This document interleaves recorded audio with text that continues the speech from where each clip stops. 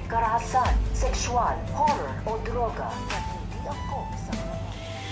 So guys, magpapadala nga ng mga doktor dito nga sa Japan kung saan ay napili nga isa itong si Lindon at itong si Annalyn. So balit nagulat nga itong si Doc Carlos at sinabi nga niya dito na sigurado na siya na pipirmahan niya ang kay Lindon. So balit ang kay Annalyn ay nais muna niyang makausap ito. Siguro dahil alam niya na naroon sila Moira at Zoe, kung kaya't para sa ikatatahimik ng lahat ay hindi niya muna hayaan na magpunta roon itong si Annalyn.